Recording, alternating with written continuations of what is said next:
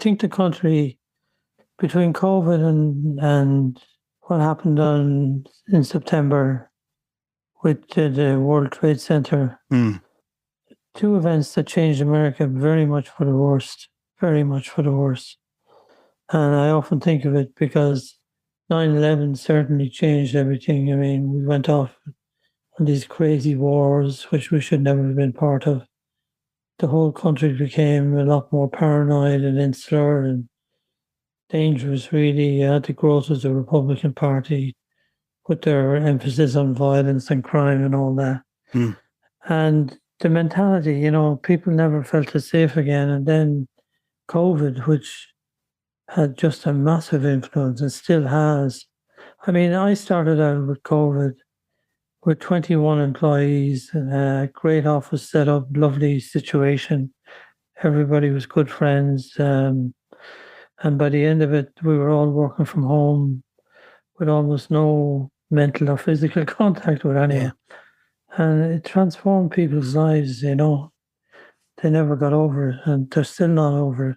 But it still has. I mean, coming up here, I was talking to the cab driver, as you would say, and it's amazing, the 5th anniversary this week of Cheltenham, that it actually happened. You wonder, did it actually happen?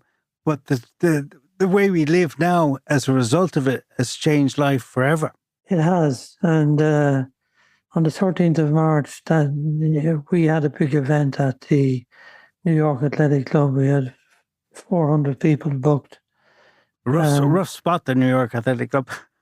Yeah, it's for gougers like you.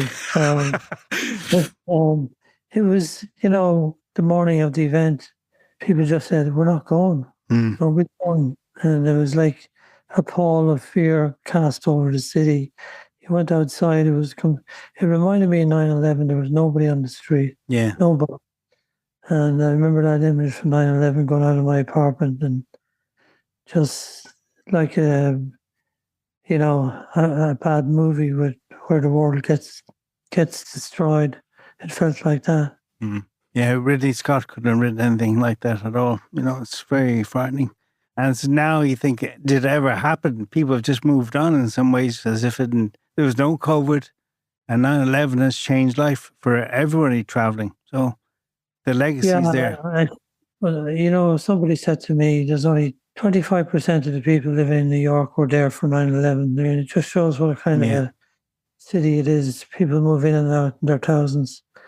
But it just ended your whole sense of safety. And it was like what my friend who was in the army during the Second World War, a very great guy called Don Keogh. Oh, yeah. He remembers very well everybody gathered around car radios listening to the news that Pearl Harbor had been attacked. Yeah. Knowing in his own mind that nothing would ever be the same. Yeah. That was the same with 9/11, the same with COVID. There were 3 moments where the world changed.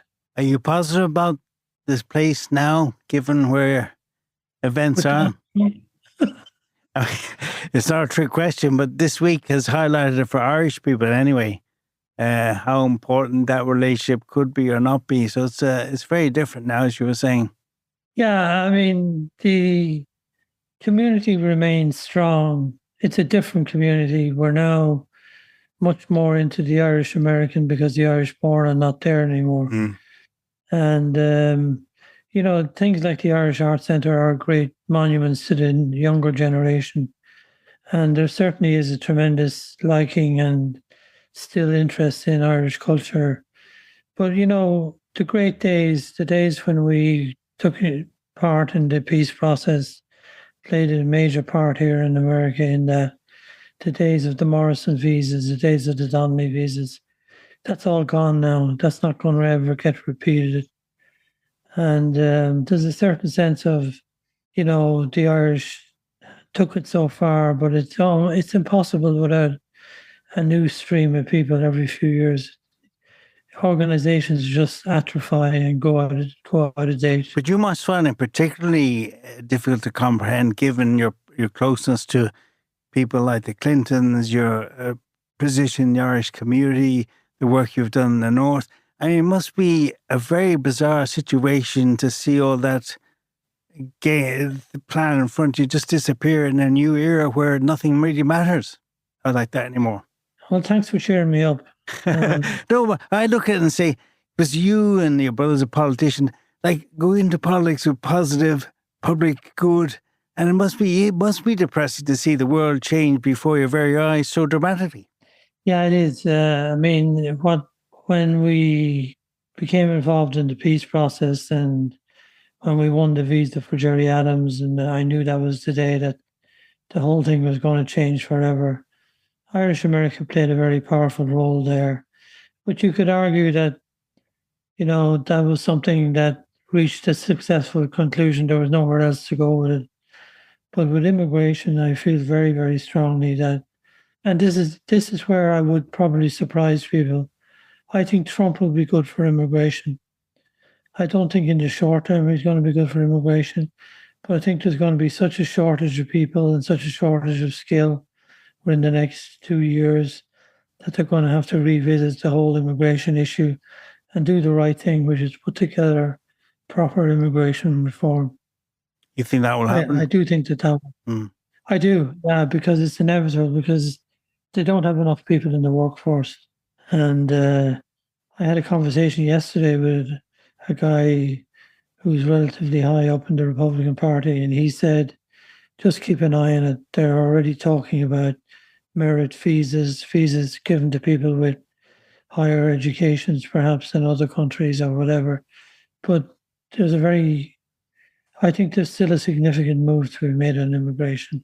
Well, that's healthy to know. It makes sense, and especially looking at what's happening in the UK with Brexit, you can't survive without certain people coming to help you work, and you need them. So there's a logic behind what you say, even though when you look at TV now... The logic is he fired everybody in charge of the nuclear weapons.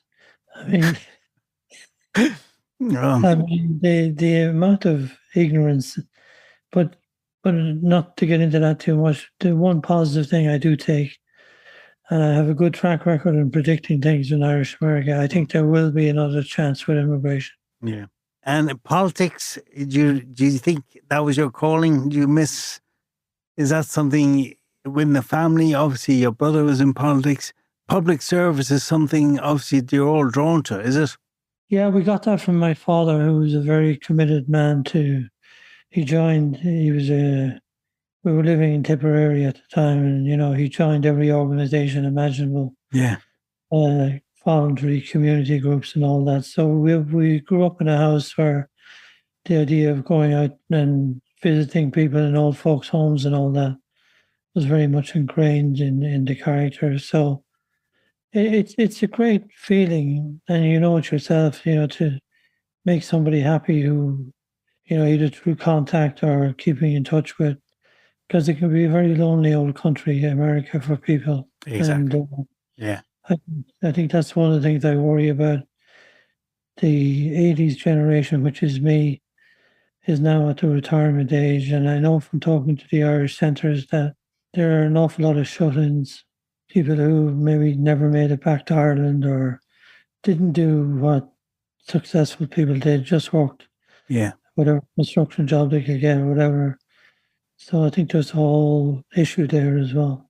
Yeah. And all I know is for myself, and I've said to you many times, when I was there and my friend Punter, who's now deceased, broke his neck, the Irish Voice played a huge role in his recovery and the reaching out program.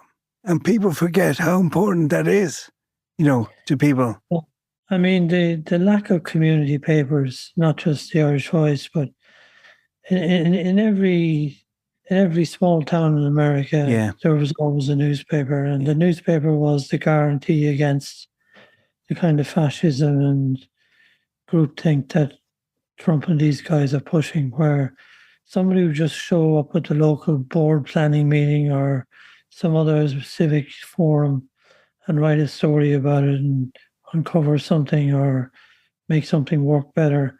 I think one of the great tragedies of the internet is that we all have opinions, but we don't have people properly able to research stories. Yeah. And I think that that's come back to bite us so badly. I mean, when you